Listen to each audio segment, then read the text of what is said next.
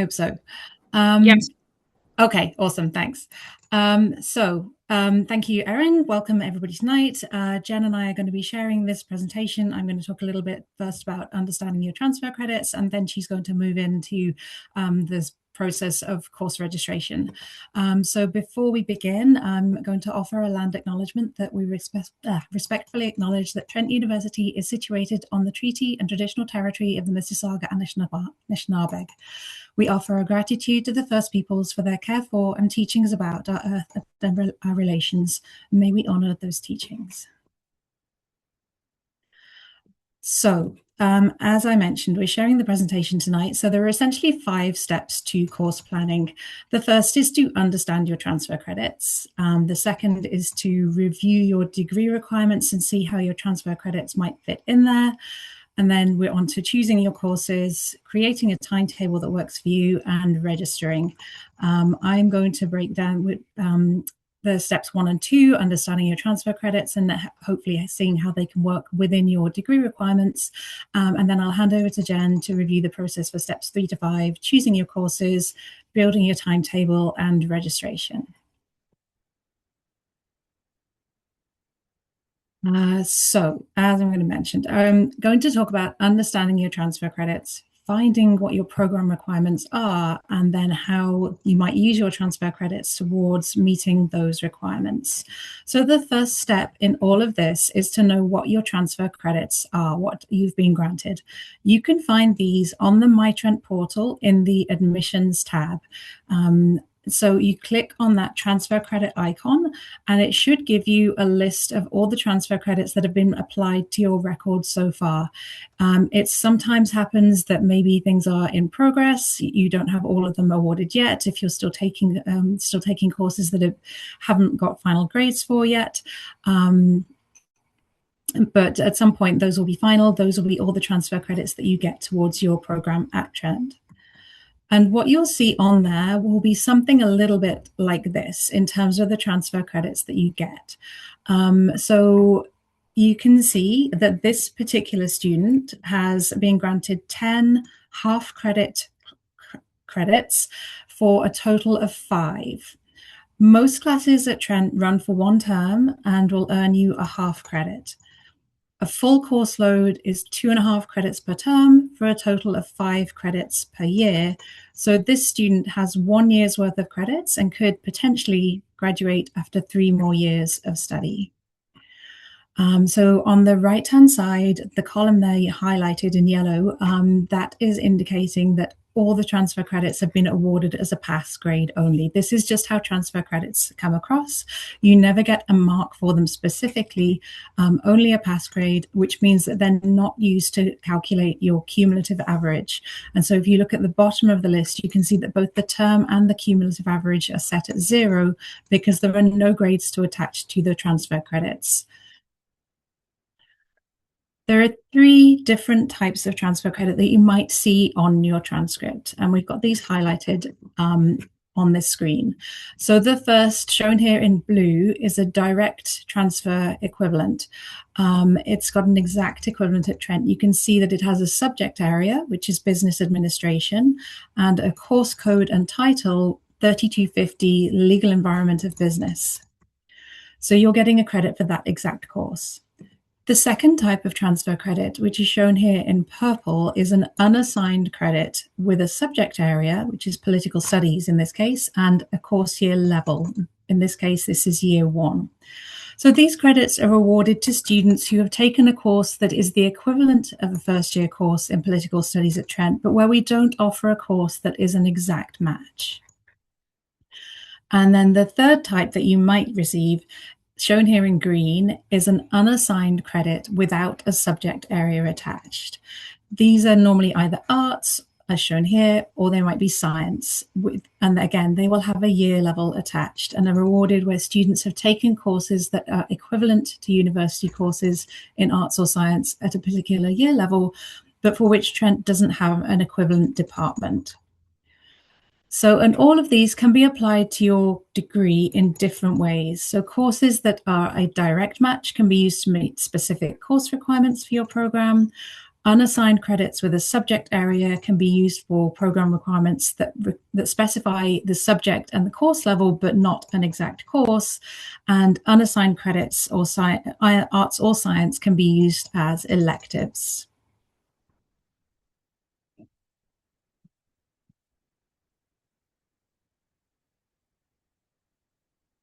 So this is how course codes work at Trent, and you'll need to understand this when you start reviewing your program requirements.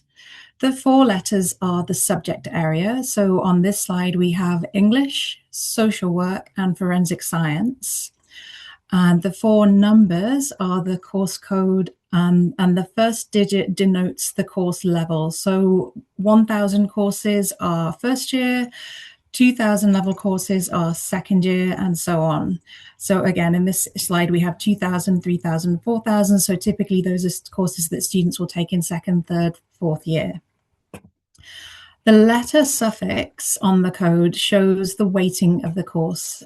H is a half credit, Y is a full credit, and D is a double credit, so worth 2 credits.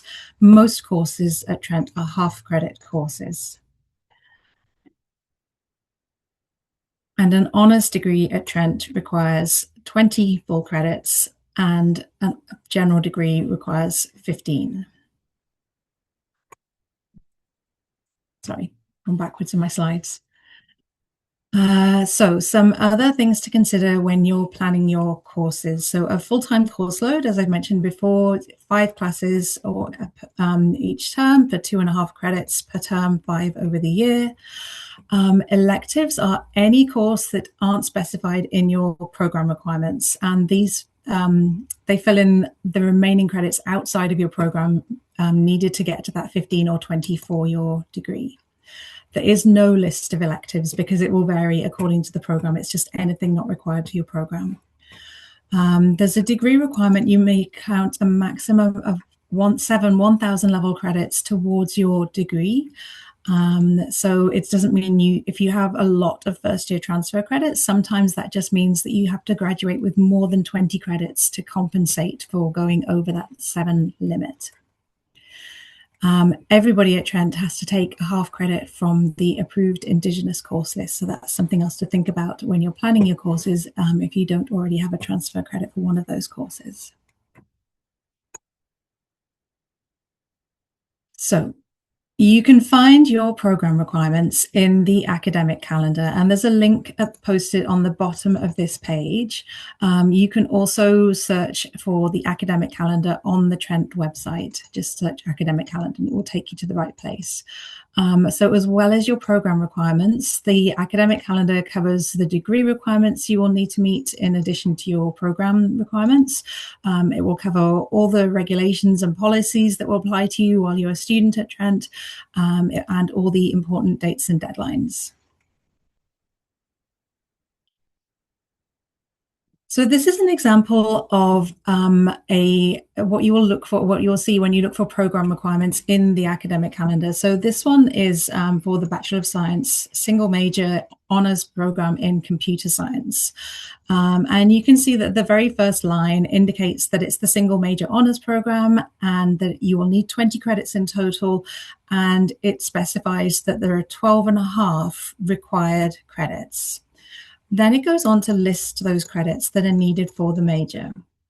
So the first point lists the specific computer science courses that all students in the major must take. So they have a specific course code. You'll need to take all of those. The next 3 points specify that you must take a certain number of computer science credits at particular year levels. And so these all also have to be taken, but it doesn't restrict you to specific courses. You have a choice about the direction that you take your courses in to meet those requirements. So if there's a particular area of computer science that you want to take your courses in over something else, then you have flexibility to do that. And some programs have required courses from outside of their subject area. And in this case, you can see that computer science students also take 2 math credits. and the last 2 points list those required courses. So again, the first of those two, referring to math, is a list of specific credits that you must take. The second line, at the last line in that list, half a math credit from either 1005 or 1110. So you take one or the other of those courses. The final thing to note on this screen is that line at the bottom. In addition to the program requirements listed above, students must satisfy the university degree requirements, which again you will find in the academic calendar, and that will include a half credit from the Indigenous course list, and for a science program, 14 science credits. So, as well as your program requirements, all students may take elective credits. There is no list of elective credits to choose from because this will vary between programs. An elective is a course that is not required for your program and can be in any subject area. So to calculate the number of elective credits you can take, subtract your required credits from 20, and whatever is left over is the number of electives that you may take. So for computer science, we were looking at in the last slide, there were 12 and a half required credits. So you have 20 needed for your total, 12 and a half for your specific program requirements, which leaves 7 and a half for your electives.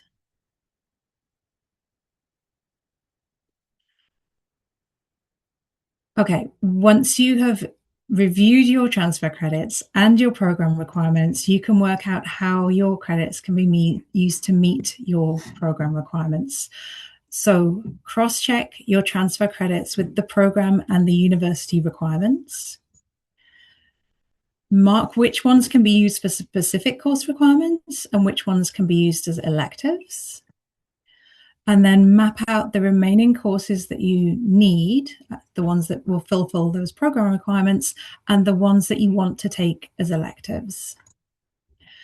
And then the final piece in the puzzle, the academic timetable will tell you what's being offered in a given year and which term they will be offered in, as well as the exact timings of lectures, labs, seminars, things like that. And my apologies for the slightly blurry text on this screen. I wrestled with the screenshot and the screenshot one. But these are the transfer credits for a computer science student, somebody who's in that BSc Honours Computer Science that we looked at, who's received 7.5 transfer credits. Of these, you can see that 2.5 of them are for specific courses, so 1010, 1020, 2240, 2620, 3400, and 3420. There's also 1 full credit for computer science courses at the 3000 level and 3.5 unassigned science credits, 2 at the 1000 level and 1.5 at the 2000 level. So if I refer back to the program requirements, then 4 of those courses are required courses for the program. 1010 and 1020, 2240 and 3400 are all required courses. The student can use those transfer credits to meet those course requirements. They don't have to take them again at Trent. 2 of the courses listed, 2620 and 3420, are not required courses, but they can still be used towards program requirements. So 3420 will work towards the 2.5 credits at the 3000 level or beyond, in addition to the above requirement, and 2620 can be applied to the 2.0 computer science credits, in addition to the above, that also form part of the program. The 1.5, sorry.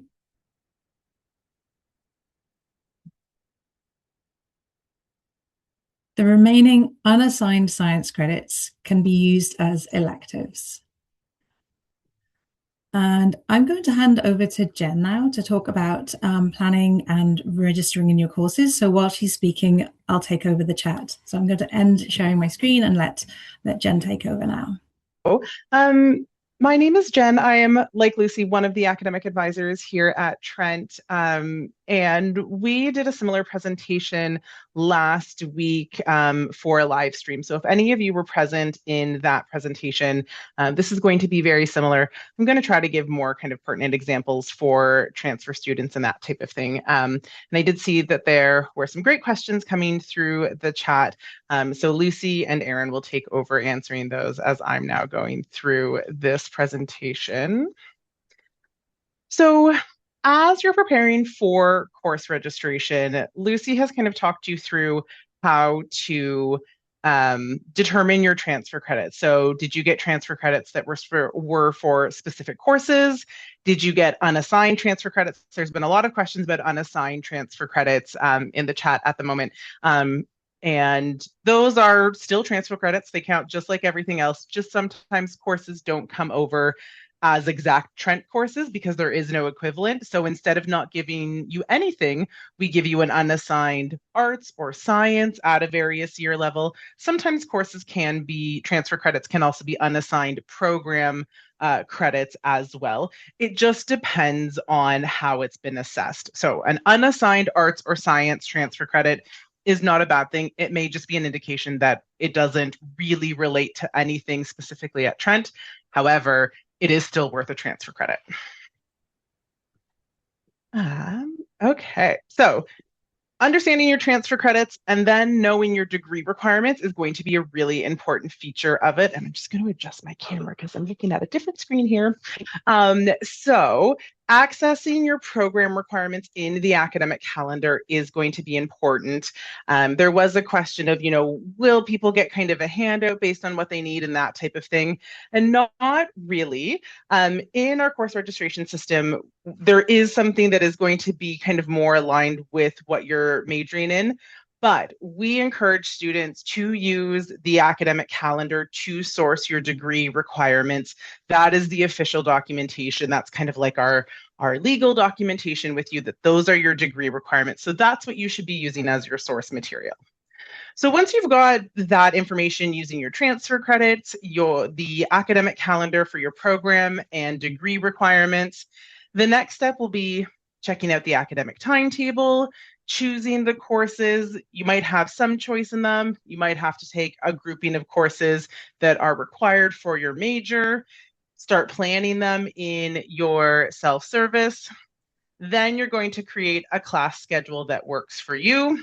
And then you're going to register in courses. And for this group of students, as transfer students, you're all coming in with potentially different transfer credit numbers. So your date of registration is going to be based on that transfer credit number, no matter how they're assigned. So whether they're specific courses or unassigned, you will have a total number of transfer credits, and that's going to be the number you use to find your date during our priority registration schedule. And then you're going to go ahead and register for your courses. Now, I'm going to go over all of that in a lot more detail, but that kind of gives you a nice overview. Now, one thing I do want to highlight, which I didn't highlight as well last week in the presentation, is you don't have access to our course registration system yet. For most, all of you as new students to Trent, we have not converted your applicant accounts into current student accounts yet. That should be happening, I think, on Wednesday of this week, depending on when you accepted your offer and that type of thing. Sometimes it does go over a couple of days, but likely starting Wednesday this week, kind of moving towards the end of the week and early into next week, you will find that your account will start to look different. And that's because it's being changed into a current student account. And that is when you will gain access to many of these items that we're going to talk about. Okay, so these are quick little screenshots of parts of your My Trent account.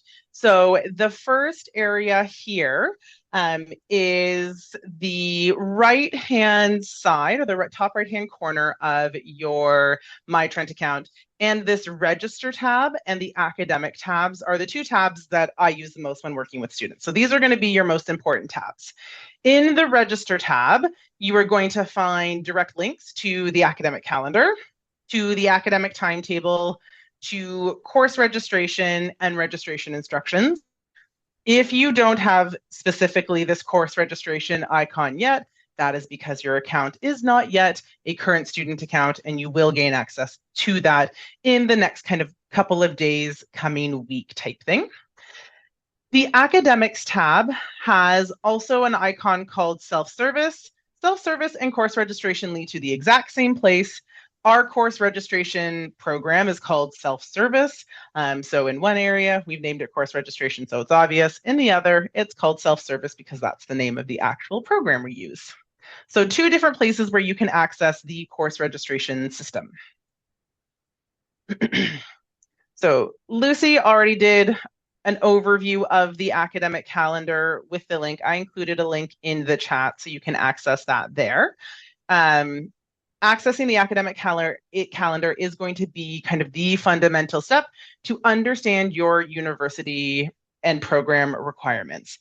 So unlike if you're coming from college where you kind of get told, this is what you have to take, that type of thing, we have students that are following a number of different kind of timelines at university. Some folks came from high school and are planning to do a 20 credit honors degree in 4 years. Some are going to try to cram it into 3 years by taking summer courses. Some folks are taking a course or two every semester, and they don't care how long it takes, and it's going to take, kind of whatever timeline. So we really try to focus on the individuality of each student, and thus that comes with, I guess, kind of some responsibility, but also the control over your degree, that you have your individual requirements that have been met potentially in some form or fashion with some of your transfer credits, and then you have the remaining that you will need to complete through the duration of your degree, and that information is going to be found in the academic calendar.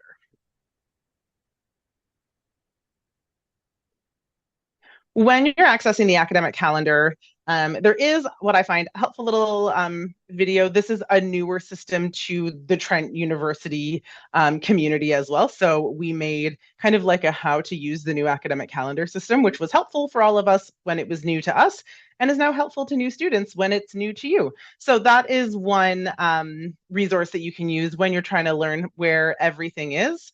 And the video will show you where you can find things like your university degree requirements, which are the overarching requirements that every student pursuing a Bachelor of Arts honors or a Bachelor of Science honors needs to complete. There are then your program requirements or your major requirements or joint major requirements or minor requirements or specialization requirements, all these little individual requirements that make up portions of your degrees. Important dates or deadlines are also listed here. I really like this because we have all of the information that we need for next year right now. And this is all information that you can be accessing right now. This is an open source document, so it's not behind any sort of account walls. All of you can be accessing the academic calendar right now. So you can find those important deadlines, which is really helpful for things like, when are the reading breaks in the fall and winter semester? When are the exam periods in the fall and winter semester? And I will give you my quick tip that I try to make sure to tell everybody. Do not book travel within the stated exam periods that are listed in the academic calendar, even once you have your exam schedule, because if we get inclement weather, if we get a big storm that knocks out power to the university, if for whatever reason an exam gets canceled, it will get rescheduled at the end of the exam period.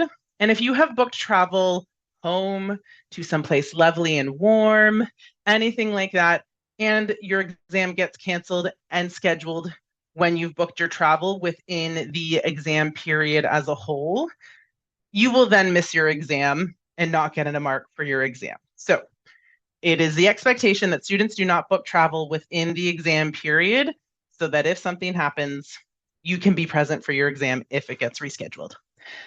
You will also find course information in the academic calendar. So that is a brief description of the courses. And what I find kind of the most useful piece that I'm looking for is the prerequisites on any course, as well as whether it's a science designated course. All of that information is in the academic calendar. Okay, so Lucy also went over some of the university and degree requirements. So again, you will find that information in the academic calendar. And this is one piece that I also like to tell everybody is Lucy and I and the other academic advisors are here as a source of help, as a reference point. Sometimes the language of an academic calendar can be a bit confusing, and we're here to help. However, at the end of the day, it is you as the student, your responsibility to ensure that you have met your program requirements. And part of that responsibility may be accessing academic advising, using the resources that we provided, like this live stream or Zoom that you're here. So thank you so much for attending. It's so helpful. But it is at the end of the day, your responsibility to ensure that that is met. So please use all of the resources that we provide. And also don't be afraid to ask a question if you don't understand something. Sometimes I have students come back and they ask a defining question and I realize actually I've missed something, or I misadvised because I missed that they had taken this course earlier, that type of thing. So it never hurts to ask, especially if you're unsure, you don't understand something, or maybe you think that we got it maybe potentially wrong. I'm perfectly happy being wrong. I would rather someone ask the question and we get the right answer than they assume that I am infallible, because I am not. I make mistakes. But yeah, so don't hesitate to engage with the resources, to ask the questions that you need, and also to take the ownership to, use your transfer credits that you got. And, if you got COIS 1010 and you're in computer science, you can see that that is one of the courses you need. So you no longer need to take that. That's a really easy translation there. So don't be afraid to also, use some of that information and kind of check off those credits as you complete them. Okay, so one helpful resource that we provide as you are going through your program requirements for your degree is a first-year course suggestion page by major. Every year we go through and make sure that we are including the 1,000 level courses for each degree, as well as some additional considerations that students might want to make. So for science programs, if a math isn't explicitly required for your science degree program, are we making note that you still need to add a math because that is a generalized science degree requirement? So this is a really helpful page to use in conjunction with the academic calendar program and degree requirements. There is also the academic timetable, which we'll get to in just a bit, as well as the course catalog and self-service, which we'll get to in just a bit. But love this first year course suggestion by major. This is an example of some of the information we include for this first year course suggestion by major. So if you're coming in for a psych degree, we make sure that you know that you have to take psych 1020 and 1030. That is, like Lucy was saying, 2 half-credit courses out of a potential 10 half-credit spaces over the year, the fall, winter, that you'd be taking. So a first-year psychology student who, let's say, doesn't have any transfer credits could be taking actually the vast majority, 80% of their courses, outside of their major in their first year. If you're a transfer student and say you're doing psych and you have psych 1020, 1030 as transfer credits already, great. You get to start looking at those 2,000 level courses. So the first year course by suggestion by major, it's going to be less helpful because you've got those already. So now start looking at the 2,000 level courses from the academic calendar program requirements. Some things to consider when you're looking at your program requirements, your transfer credits, and starting to choose your courses is first, do any of your transfer credits meet program requirements? Do you have some of those 1,000 level courses already? Do you maybe have a random 3,000 level course that you can check off? Will taking the courses that you're interested in at the same time, so in the same semester, be something that is a challenge for you? Will it have balance? I was a business student at Trent. I knew I did not want to be taking all of my accounting and all of my econ in the same semester. I would not have survived that semester. So I try to balance those requirements out over a couple of semesters and a couple of years until I had met those more mathy requirements, because math is not my strong suit. So that's how I found balance. I could have crammed a bunch of them together, but I didn't want to because I wanted to actually enjoy my time. Um, are there other courses? Are there courses in other disciplines that interest you? Do you have space for electives? Depending on how many transfer credits you've received and how closely they align with your program requirements, you may have a lot of electives because you still have to meet that 20 credit minimum, and you've got like 6 transfer credits that directly relate to your major. So you're great that way. Or you may have more unassigned transfer credits, or say you took something in college and you're taking something wildly different in university. So you may have transfer credits that actually act more as electives for you than they do as degree requirements. So in that case, you may want to try to focus on getting as many program requirements into your semesters versus electives, so that you're kind of moving through those requirements in a more kind of expedited way. So it all depends on your individual situation. You're also going to want to look ahead at courses in your program to see if you have those transferred or if you have prerequisites for those courses. So for example, psychology, which I'll reference a lot, that program has a lot of you need to take this course to then take this course to then take this course. So I always encourage students to be looking ahead to see what they might be interested in taking a year from now, 2 years from now, and then breadcrumbing yourself backwards so that you know what you want to take at the 4,000 level, and from there you can see what the prerequisites are at the 3,000 level, and then you look at those 3,000 level courses and what are the prerequisites for those. Now you've got your 2,000 level courses, and all of a sudden, even though they might not be specific requirements for your program, they're going to meet the more generalized program requirements, and you've also made a prerequisite pathway to where you want to end up at the end of your degree. As new Trent students, and this is going to be a key kind of definition because you're all coming in with different transfer credits. As a new Trent student, you are allowed to take up to 5 courses a semester.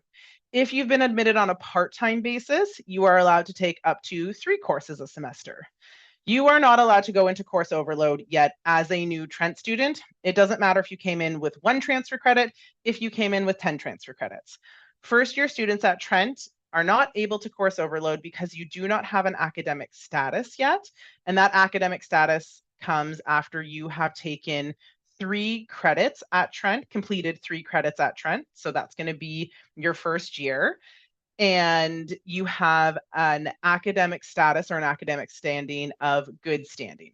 So the maximum amount of courses you will be able to take in your first year of Trent, no matter how many transfer credits you have, is 5 courses, which for me was always more than enough. I never course overloaded. I never recommend course overloading to a student unless they really want to, or they just need one more course to be eligible to graduate at the end of their degree. So I would say don't rush it. Get used to spending the year at Trent to figure out how things work here before you worry about maybe speeding through your degree a little bit faster by course overloading. Some other important pieces that you'll want to consider when you're thinking about what is going to be the most appropriate course load for you the max course load, we went over this, 5 credits, so 5 courses a term. You could also take as few as 1 course per term, 1 course per year. Maybe you just want to take a fall course and in the winter don't want to do anything else. So you can take up to 5 courses a semester in your first year at Trent, and as low as 0.5 credits, so 1 course per term. Okay, here's the other things that you want to be thinking about when you're thinking of course load. Are you here on a study permit? So are you an international student? Are there specific rules that you need to meet to, say, qualify for your postgraduate work permit? That is something that our international academic advisors are able to handle. Myself, Lucy, as more generalized academic advisors, we don't have immigration training. We have a generalized idea of kind of what we know is a safe number to tell international students should we get into a conversation like that in a regular appointment. But we are not the immigration experts at the university. So if you have immigration specific academic related questions, it is certainly our international academic advisors, and we'll provide that contact information at the end of the presentation. But yeah, those are the folks that you want to be chatting with about that more kind of immigration related education questions. Um, are you a student who has had an IEP in the past? So an IEP stands for Individualized Education Plan. This might be something where you say had extra time writing tests, or that you had, a certain number of day extension on assignments, that type of thing. If you have that type of documentation, highly encourage you to get registered with our student accessibility services. There's also either live streams coming up or that have already happened, but they would have been recorded and they're now on our YouTube page for student accessibility services. But if you have documentation like that, super important to get registered with them early rather than waiting until, say, you need it, because when you need it, it will be too late to start the registration period because it does take a bit. You can't necessarily just get an appointment, the next day when you've decided, oh, I need this for my assignment coming up at the end of the week. So it is better to get registered now and say not need anything from student accessibility services than wait until you do need it to start the registration process. However, if in high school or at college or at your other university, you had, say, an accommodated course load, that might be something that you want to consider taking at Trent as well. So that might mean taking fewer than 5 courses a semester, because that is kind of the point where you're going to be the most successful. You also can take fewer courses just because you want to. It doesn't have to be dependent on something like an IEP. If you came to Trent with a Trent entrance scholarship, so external scholarships, that is going to be something you'll want to talk about with those external scholarship bodies. But if you came into Trent with a Trent entrance scholarship, the regulations or rules of that scholarship are that you are in full-time studies, which is going to be 5 courses a semester. So to maintain your renewal eligibility for the scholarship, you want to make sure that you're in 5 courses a semester for the fall and for the winter. There is a little bit of leeway there. I would refer you to the financial aid department to really kind of get into those questions. They're going to be the experts on our scholarships. They're also going to be the experts on OSAP. So when we get to the next one, I will also refer you there. However, it is my understanding that you can take down to 4 courses a semester in the fall and winter, as long as you make up that half credit or 1 credit total in the following summer. And that's going to be that's a kind of very specific wording. So it's not, say, 3 courses in one term and 5 courses in the other. It would be as few as 4 and 4 at a max of a reduction. And you have to take those courses in the following summer to when you reduced it, not the summer ahead. So you can't plan ahead, take some summer courses, and then drop some courses down. It has to be the following. But all of this information should also be confirmed with our scholarships department, which is our financial aid department. Are you receiving OSAP? OSAP full-time and Trent full-time are separate kind of designations. OSAP and universities use a lot of similar language and yet are completely separate. So OSAP full-time is considered 60% course load, and at Trent, a 60% course load in a term is 3 courses a semester. So if you're taking 5 courses a semester, great, you've met that. If you're taking 4 courses a semester, great, you've met that. 3 courses, that's at your 60%. If you're taking 2 courses or less in a term, then you might have some issues with OSAP. So if you have questions specific to OSAP, again, our financial aid folks are going to be the experts in that area. Are you planning on, say, working part-time, playing a varsity sport? Do you have a family at home? I've got 2 young kids. No way I could do full-time studies with my kids right now. These are all kind of pieces that you want to think about. And when I'm working with students, I always try to emphasize on like what is going to be the most important piece. If for a student, the most important piece or the most important goal of their degree is getting done as quickly as possible, they probably don't also want to try to work as many hours as possible. Those are kind of competing goals. So if the getting done as quickly as possible, then the work needs to maybe take a back seat. If, because life is expensive, you need to work more part-time or full-time, then I would recommend that you need to adjust the duration of the degree expectation and maybe take fewer courses semester by semester to allow for that balance in the kind of work in and schooling. Same with varsity sports. There is a minimum number of courses that you need to be in during your kind of play eligibility term, as well as graduate or as well as completing every year. So you can get that information from your varsity coach. And then considering your other responsibilities, like we said, outside of school employment, taking care of young children, taking care of older family members. You know, there's lots of things outside that you'll want to balance. And then also considering how course load will impact your tuition and fees. So depending on if you're at a full-time, part-time course load by Trent standards, that is going to impact your tuition fees. If you're taking courses at the Peterborough campus, there is a slightly different fee structure if you're taking courses at the Durham campus. So getting that information from our student accounts department is also going to be a helpful piece, should that be something that you're considering when determining your course load. And then Lucy did a great job of the electives. That electives are courses that are above and beyond your program requirements if they're in the same major, like if you're taking more psych courses because you just like it so much than what you need for your program requirements, or if you're taking courses outside of your program requirements. So as a business student, I actually took psych as my elective courses because I thought they were fun. And there is no specific list, like Lucy mentioned, because what might be an elective to you might be a required course to another student. So it is just something that is outside or above and beyond your program requirements.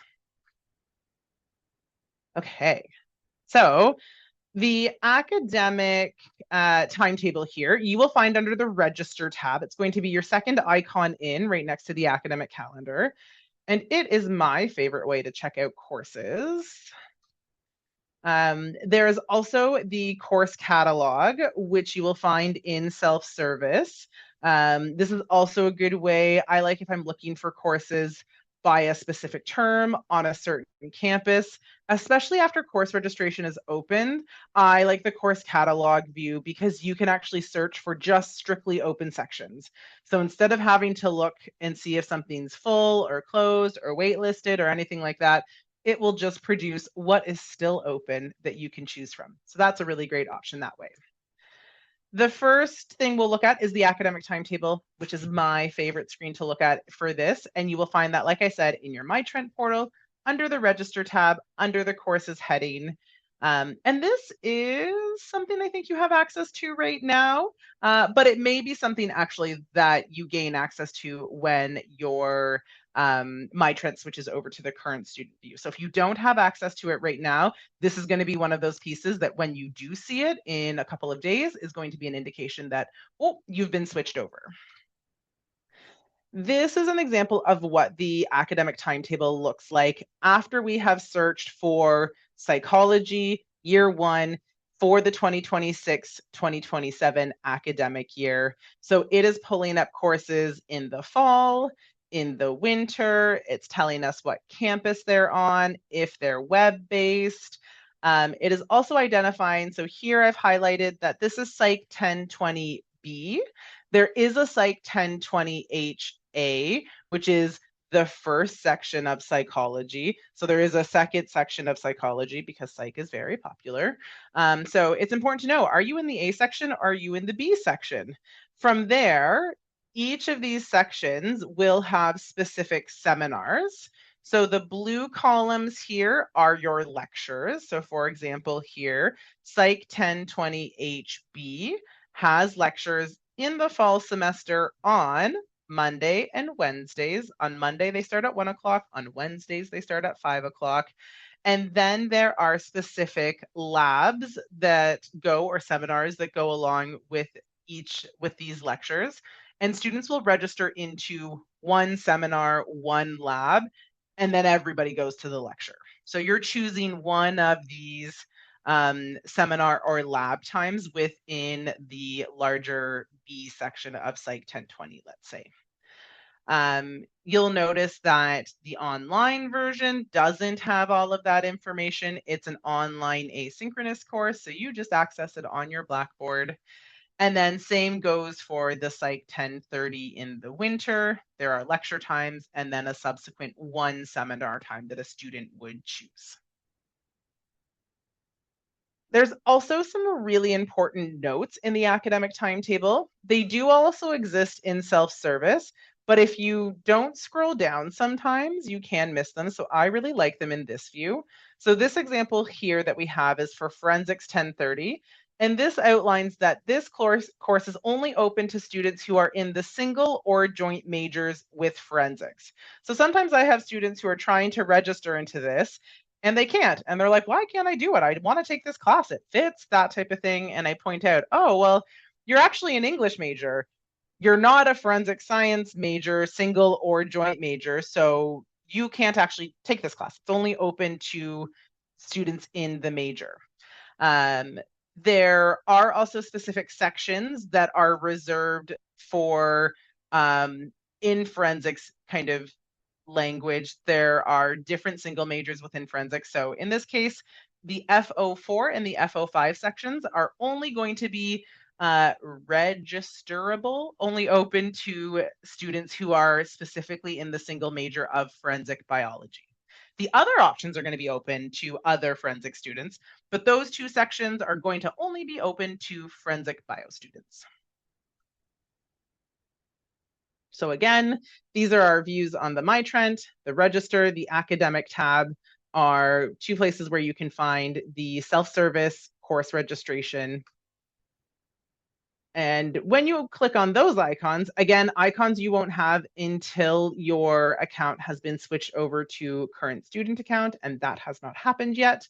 When you are able to open this, one of the things you can go to is the course catalog area. And when you open it up, you're going to see screens that look similar to like this.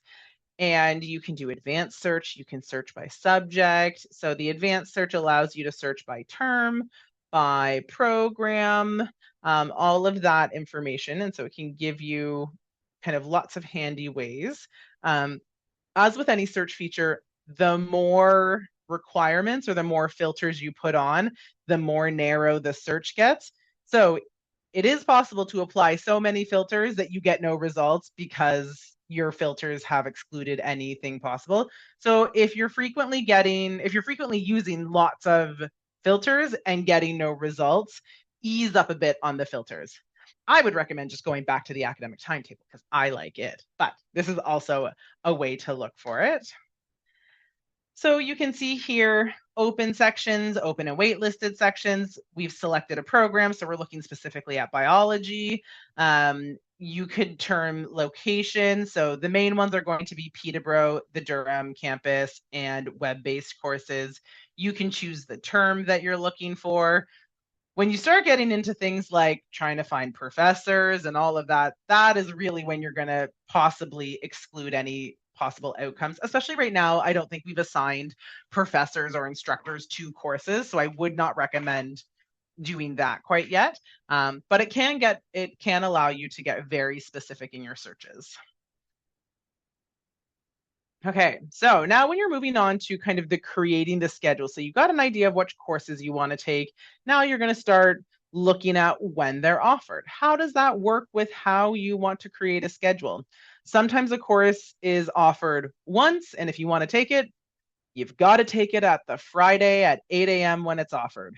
And if you're like, don't want to take that course that much, you might pick another one to replace it. So it all just depends, again, on you, the individual student, and how you want to build your schedule and how that is going to facilitate your degree completion goals. So think about what is the best time of day for you. Some people are early morning people. Some people are like, I am only okay between 10 and 2, and outside of those times, I shut down. And then some folks stay up way too late and, maybe are really want to do their thinking, their best thinking and learning after, let's say, 6 p.m., that type of thing. So knowing when you want to take courses can be a helpful way to, say, select an option when you have multiple possibilities. So maybe it's that you have your lecture at a set time, but there's a bunch of different seminars that you could choose from. Or maybe the course is offered a few different times in the same semester, or maybe it's offered one time in the fall and one time in the winter. And each of those one's going to be in the morning, one's going to be in the evening. And that might dictate, I want to take this course in the morning, so I'm going to take it in the fall when it's offered. Or I'd rather take it in the evening, so I'll take it in the winter when it's offered there. Um, you will want to consider how you want to balance your days, your weeks, and everything like that. I meet with some students who want to try to get as much on any single day they're on campus as possible so that they only have to come to campus as few times as possible. Great goal. Doesn't always work out that way, because if a course is only offered once and it's not on one of the days that everything else is offered, then your choice is, do you take the course or do you not? Or some students want to have, they'd rather have like a little bit every day of the week, because if they're in class too much, their brain is just going to shut down. And by the time they get to that third lecture, nothing is penetrating their brain. So it all depends on you, again, the individual student, and how you're going to learn the best. That's not a decision I can make. I have my own preferences. Normally, when I tell a student, oh, I'd take the 8 a.m. class, they're like, no, absolutely not. I don't want to do that. So you don't necessarily want to do what is best for me. You want to do what is best for you when you have that option. You'll also want to consider, do you have extracurricular activities, jobs, varsity, sport commitments that you need to keep in mind? So do you always work Tuesday evenings because that's cheap day at the movie theaters and that's when you work at the movie theaters? You probably don't want to schedule classes then on that one shift day that you're going to have. So keeping in mind kind of how your life flows, what are the other things that you're doing, and building a schedule around that when you're able to. So after the course catalog, you can come back to this main screen. You can also navigate kind of once you're already in it, but the student planning and registration is actually the main button that students, I think, access the registration system. So when you open it, it's going to look like this. You won't have anything planned quite yet. And most students come over to this plan your degree, register for courses. This My Progress section is actually kind of a breakdown of your university and program requirements, as long as you are in a defined major. So if you've come in as an undeclared science student, let's say you got an alternate offer to our nursing program, and so you're an undeclared science student, if you go to that My Progress, there's not going to be anything there because it's not a real degree program. You can't graduate with an undeclared science degree. So once you have a major like Bachelor of Science Honors Biology, Bachelor of Social Work, that type of thing, then that My Progress can be a helpful place because it will show you where are your specific unassigned transfer credits being used in both your overall university requirements and your more specific program requirements. It is not to be relied upon as the sole kind of source of information because it is a computer program, and I don't know if you've used computer programs before, but sometimes they have a life of their own. So sometimes it makes mistakes. So always be referencing back to the academic calendar. But most of the time, it's a pretty straightforward, you've got this course, you still need to take this course, that type of thing. So it can be very helpful, should not be your source material for your program requirements. So here, the planning your degree, registering for courses, this is where you're going to want to click to start planning your courses and getting that schedule made. So when you search for a course, so in this case, there is in the right-hand screen of this self-service, there's going to be a search feature. So let's say that I've typed in Psych 1020H. This is going to be the first view that comes up. So there's going to be a whole bunch of things that come up. Psych 1020 is going to be the first one. And I like to highlight these kind of two pieces because when you are trying to build a schedule, there is a right way and a wrong way to do this. And the wrong way, I think, makes logical sense to do it that way, and it's wrong. So I just like to highlight that it is not a great option to use. And then there is the right way. So the right way is clicking on this view available sections for 1020, which are going to bring up all of the lecture and associated seminars, and you will be able to say add section to schedule. That's going to be really important wording. You want to add the specific section to your schedule, and it's going to put it where it needs to go. Some students get to this kind of view and immediately go add course to plan. And when you bring up the add course to plan, when you click on it, it's going to allow you to schedule this course into any term that we currently have open for planning. That includes current summer terms. There are nursing specific terms because there are very specific summer nursing programs for very specific students. It will let you plan courses in our graduate studies terms, all sorts of things. So if you find yourself being able to decide when a course is, which term it's in, maybe 2 or 3 years in the future, that should be an indication that you have hit the wrong button for course registration purposes. Now, if you're trying to plan in advance, the add course to plan is a great button because you can add any course to any term, and we have future terms open. So if you know right now, I need to take Psych 1020. So I'm going to do the view available sections, add section to schedule. Great. But next year, I know I need to take Psych 2018 and 2019. You could do the add course to plan and put those in for the 2027-2028 academic year. And now you've got a bit of a future plan, which when you come to see an academic advisor, we can also see that. So that can be really handy. But for course registration purposes in the here and now, the add course to plan button is not your friend. So just ignore it.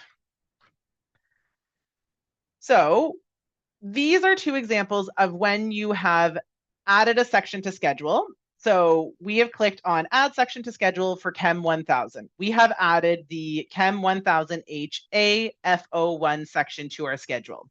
So that is what it looks like here. So it says planned, there's a register button, which will be gray until it's your course registration day. And then when it's time, it will turn blue and you can click on it. This is what a course looks like when you've added course to plan. So there's none of this information up here. There's no way to register for it, anything like that. Now, this course may be offered in this term, and you can then do the view other sections, and a section will come up that you can schedule. But it can be kind of confusing if you've added something, especially if it's not offered in the term that you've added it in, because it's there, but you can't do anything with it because it is just a planned course, like no different than if you wrote it down on a piece of paper, because it lets you kind of do that. You can put it anywhere, whether it's being offered or not. So you definitely want to click on the add section to schedule, not the add course to plan. Okay, so here when we've clicked on the view other sections, it's brought up different sections, and it will show you where these sections are going to populate in your schedule. So when you have a pile up of courses like we do on the Wednesday at 1 p.m., these are the lecture times, and the lectures everybody attends. So every seminar has a lecture time with it. So that's why they're piled up in what is looking like a conflicting manner, because everyone's going to be at that lecture. And then when you get these individual 1 hour sections, those are the different seminars, and you will choose one of those. So once you've decided, let's say that I want the FO2 section, when I click on it, it's going to be the lecture here and then the seminar here, and everything else will disappear. Another piece to look at is there are sometimes multiple pages of lectures and seminars to look through. So especially once we get into, like, say it's July and you want to make some changes, or you realize that you've missed a course that you needed to register in, and so now you're trying to do that. And it's been a couple of weeks since course registration has been open. You may add that course and everything that you initially see is all full. And you're like, oh my goodness, I need this course. Can't take it because there's no sections available.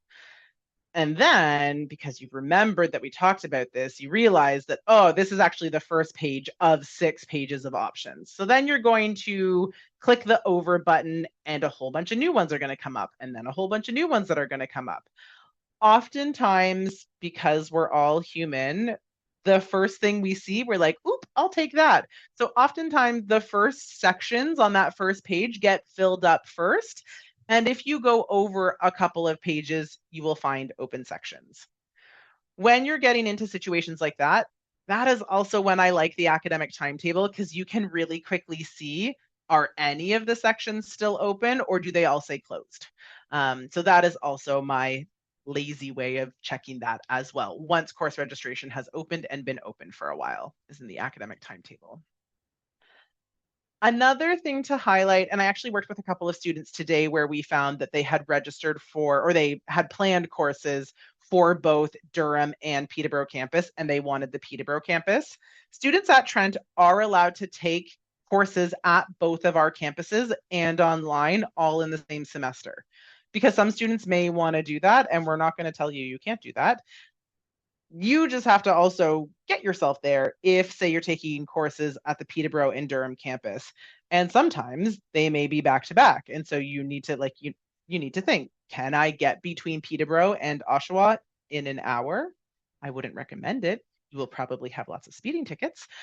So you want to be taking courses that are probably on the campus that you want to attend for the most part.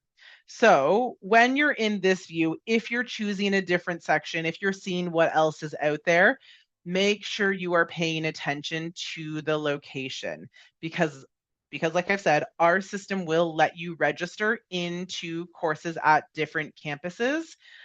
It's going to assume that you know what you're doing. It's not going to override any of your decisions. So it is possible that, say you're a Peterborough campus student, that's where you want to be taking your courses.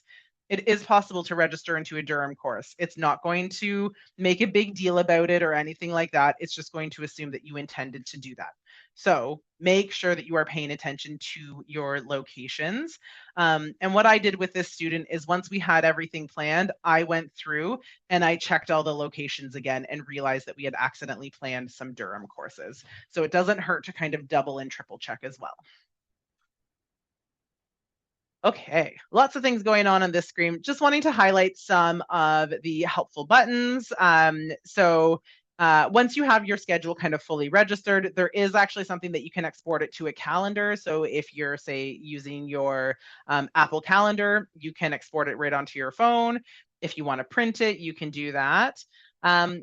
This Register Now button is handy when you have everything planned in a term and it's your time to register for courses. Instead of going through and clicking on each individual register, you can click on the Register Now button up here, and it will register you in every course that you have scheduled that it is able to.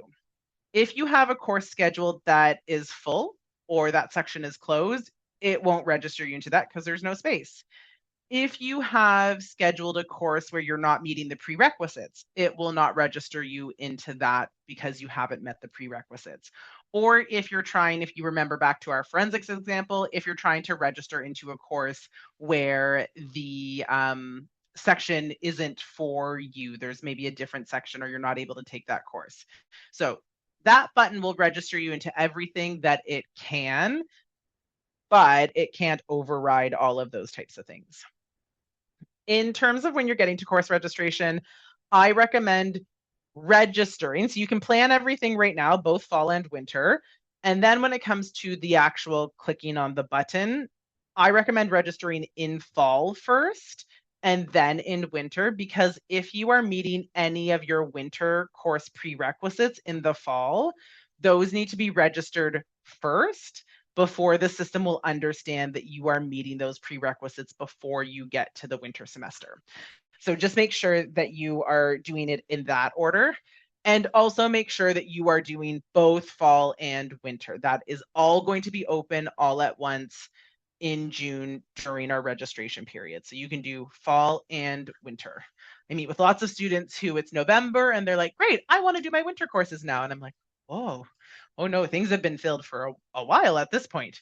So do it all in June when you're registering for your courses. When you've got everything planned and there's no conflicts or anything like that, it's going to look nice in this kind of beigey color, which is not my favorite, but it's going to look nice and everything like that. That's a good schedule.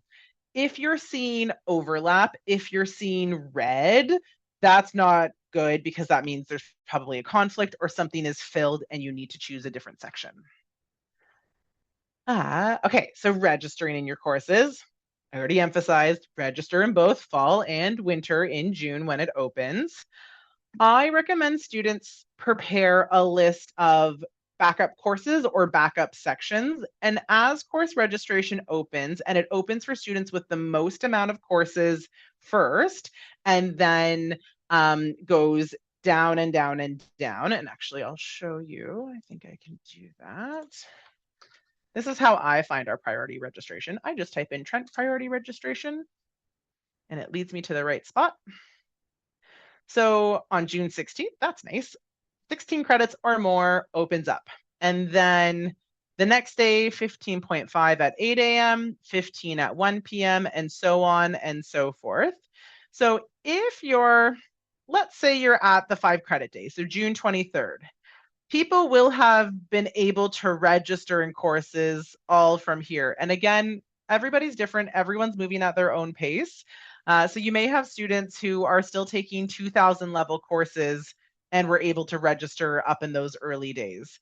So once you have your schedule made, I recommend checking the night before or around 11 a.m. if you're a 1 p.m. student type thing in advance of that, to see if any of the sections or any of the courses you have chosen have filled up. And then you can make the changes in advance of that register button going blue for you when you actually want to be clicking on those things. So it's always helpful to make your schedule and then to check back every so often to see if you need to change your schedule. Okay. When you've successfully registered in courses, it will be this nice green color. So we've got all of these courses represented here. There's no conflicts. And I will highlight that down here, we have the sections with no meeting time, and we've got biology 1030 in here. So for example, this course, specifically biology 1030, is typically offered online in the fall semester. So this student is taking biology 1030 online in the fall semester. And there are no specific times that there are lectures or anything like that, because it's an online course and it's asynchronous. So for this student, they will have all these individual lectures and seminars that they will be attending, and they will also need to independently manage their bio 1030 course by either, like, I recommend scheduling a time within your schedule. That's how I would stay accountable. Or, figuring out when it works for you. But there isn't going to be like a specific online time that this student needs to meet for this course. So that's why it says sections with no meeting times, because there are no meeting times. And the student is still responsible for making sure they get everything done every week that they need to. Okay, so more on the priority registration schedule and what it's going to look like. So if you are on some of our more popular days, so the 15 credit day, the 10 credit day, and the 5 credit day, if you're doing a 4-year degree taking 5 courses a term, 5 credits a year, 5, 10, 15 are going to be those big kind of course opening times. So these times get very busy. If you're a computer science person, you probably know that servers are often built to a certain capacity. And on course registration, especially at those kind of peak times, um, we exceed our kind of server capacity. So we have used this thing called Crowd Handler. So you will see a pop-up like this when you go to open up self-service on your course registration date and time. And essentially it's just a queuing thing like, Ticketmaster uses. Hopefully, I think we're better than Ticketmaster.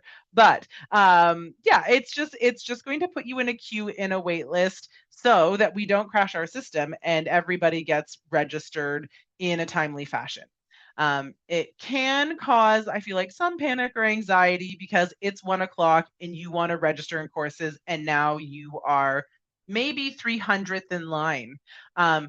Take some deep breaths. It's okay. You will get in and you will be able to register for your courses and see kind of everything that is there. But this ensures that we don't say crash our system, which we did 1 year on our opening day and it was down for like 8 hours. So the waiting maybe 5-10 minutes that it's going to take is much more preferred than the system just not working. So there is going to be a bit of a wait, especially during those higher volume times. It's okay. Things will work out. Once you are in, you will also have time that if a section that you had chosen got filled, you will be able to choose a different section, that type of thing. I also encourage, especially right now, all of the students that I'm meeting with, do your best in course registration. I think I can speak for myself and all of the other academic advisors. We would rather you get registered in courses instead of not registering in courses because you have questions and you want to wait to speak to an academic advisor. If you're not able to get an appointment with us before your registration date, then go ahead, do your best, register in what you think you need. June is one of our busiest months. And so that's why we do things like these live streams and everything like that to try to get as many questions addressed or information out there because we cannot possibly meet with every single Trent student. There are 8 of us and 10,000 of you. And I'm pretty sure that math doesn't work for 1 month. But I told you math was not my strong point. But in July is one of our slowest months. So go ahead, get registered in what you think. And worst case scenario, we can meet in July and figure things out at that point. But we would rather you in courses, in a schedule, everything like that, than waiting until you check in with somebody and then maybe things are actually filled or there's conflicts or that type of thing. So go ahead, do your best, and we can always look at it afterwards as well. Because during the priority registration schedule, that is when it opens, not your only time to register. So that is your opening date. And then course registration stays open all the way through September when it closes on the drop deadline. So it opens, let's say, on June 19th for you and just stays open in July, in August, and into September. So don't worry, changes can be made. Important dates and deadlines. We chatted about this, how much I love it. Here are some important dates and deadlines for the upcoming year. So the add change deadline in the fall. So when course registration will stay open until is September 24th. The fine, which is also, the drop deadline if you are potentially eligible for any sort of refund. So it's the financial drop deadline. After September 24th, you can still drop courses. But if you were eligible for a refund, there would be no refunds after that date. And then November 10th is the academic drop deadline. You will not be able to drop courses after November 10th. So anything that is on your transcript on November 11th onward for the fall semester stays there. You get a final grade in it. The add change deadline for winter term courses is January 20th. So from June until January 20th is when you have time to make changes to your winter semester. And then the final date to academically drop winter courses is March 9th. There is a deadline in here which does not impact many students, but does impact some students. And that is our full year course deadline, drop deadline, which is in February. I believe it's February 8th. I just didn't know how to integrate it into this nice, well-balanced circle area. So that is definitely going to be something that if you take a Y course, like Lucy had talked about, and it's a year long, it's in both semesters, that will have a later drop deadline than the fall courses, but an earlier drop deadline than the winter courses. And I'm fairly certain this year it's February 8th, but definitely check it in the academic calendar. Okay, some resources for course selection, trentu.ca/academic advising. We have put a lot of effort into this website trying to make it as useful as possible. I am pretty sure Erin, well, she might not like that I say she spends all of her time looking at it, but we are doing a lot of kind of troubleshooting, asking various people, does this make sense? Would this make sense better in this area, this area, this area? So we try to make the academic advising website as useful for students as possible. So it's a great resource. There are step-by-step instructions there. There are smaller video tutorials because I know hanging out with me and Lucy for an hour is a great way to spend an evening, but maybe not how you want to spend every evening. So there are some much smaller, 5-minute incremental videos there as well. Okay, so end of my big kind of presentation point. The next two slides I have is information on how to book academic advising appointments at the Peterborough campus and at the Durham campus, because we are separate academic advising teams and we function slightly differently. So if you are taking your courses at the Peterborough campus, have a degree that is exclusively offered at the Peterborough campus, that type of thing, here is going to be the appointment information for how to book with a Peterborough academic advisor. All of this information is on the academic advising website, and we try to keep especially our booking page updated because sometimes we change how we offer appointments.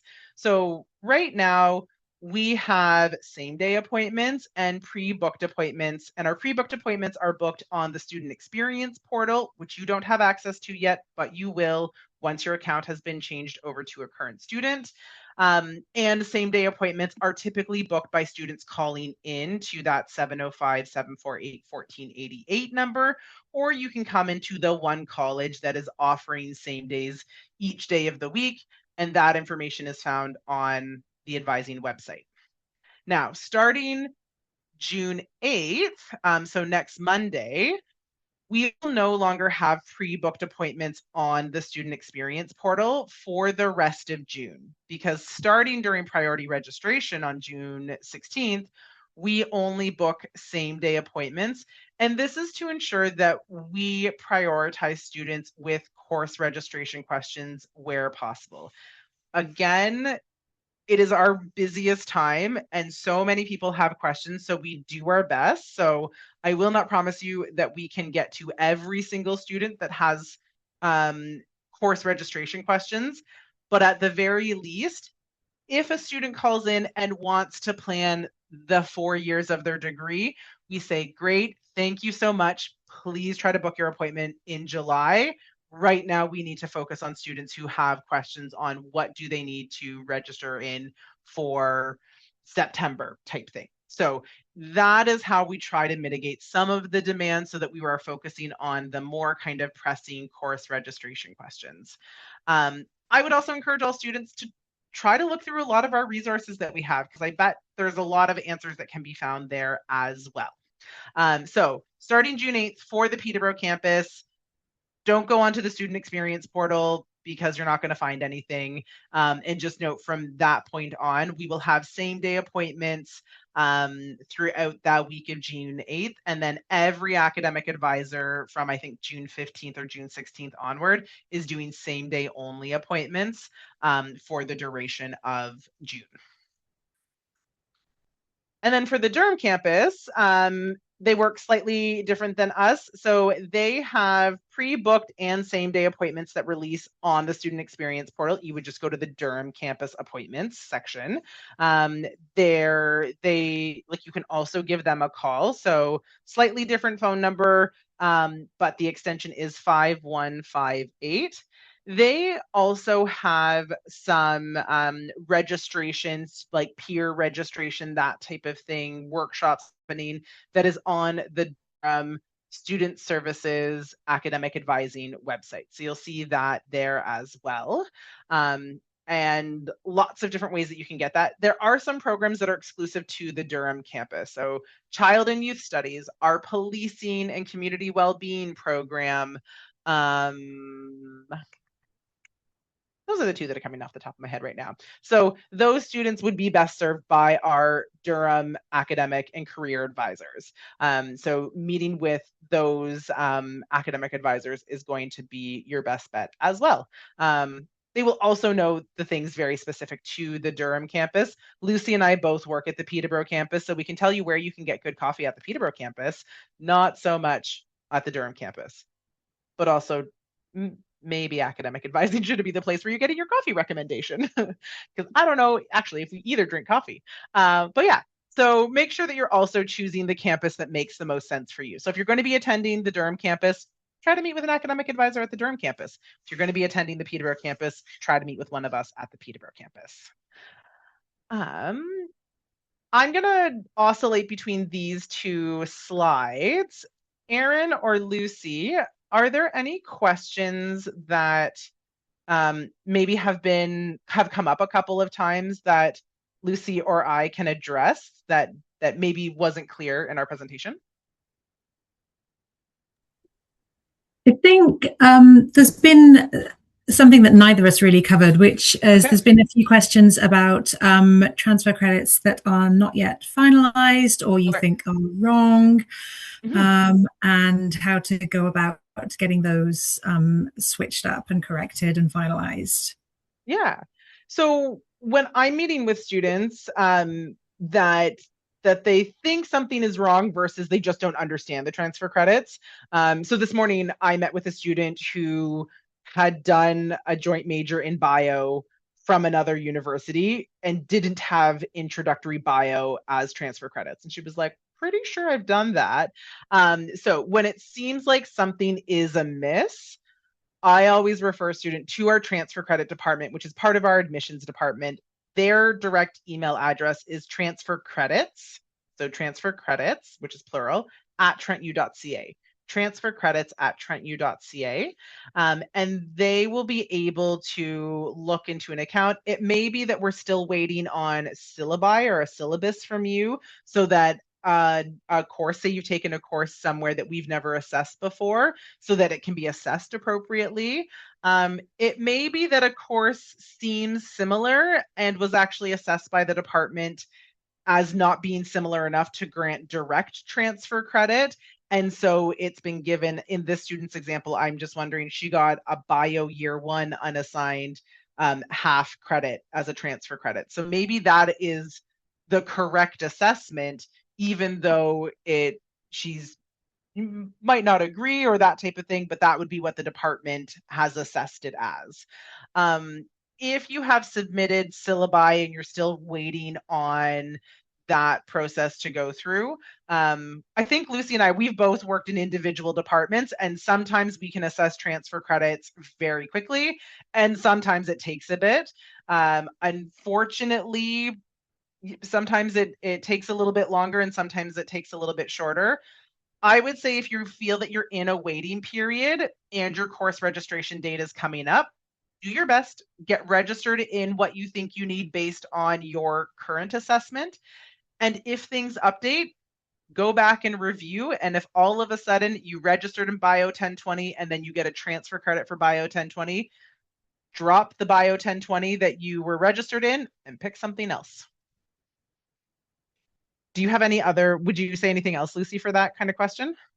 Pretty much that covers it. I would say that our ballpark, like our guideline for assessing transfer credits is 6 weeks. So, if it's I emailed on Monday and I haven't heard anything yet, it's like, okay, you need to give them a little bit more time to process. Mhm. Yeah. Yeah, I'm hoping that we've answered lots of questions. And you have our email addresses. So if you're looking to contact the Peterborough campus, you can email academic advising at trentu.ca. So that's for the Peterborough campus, academic advising at trentu.ca. If you are looking to contact the Durham campus or a Durham academic advisor, their direct email address is durhamacademicadvising at trentu.ca. And then information on each of our websites are there with the contact information and everything like that as well. So thank you so much for spending the evening with us. I hope this was helpful. And I could just see the questions and answers going up through the chat. So I'm hoping that everyone kind of got lots of information. We so look forward to welcoming you to Trent in September. Maybe some of you have already started for the summer. And just note that we are doing our best to meet the demand in June. Certainly emailing us if you have questions, that type of thing. We can do as much as we can over email as well. But also note that if you are not able to get an appointment in June, go ahead and try to register. And then certainly in July, we find that a very slow month. So there are plenty of appointments that you can book online through the student experience portal in July as well. So don't worry, you'll be able to meet with an academic advisor. Unfortunately, we have not found a way to multiply all of us by about 10 for the month of June. So, but don't worry, we're doing our best to get your questions answered. And hopefully this video, the course registration live stream from last week, our website will do a lot of work in helping answer some of those questions as well. So thanks so much, everybody.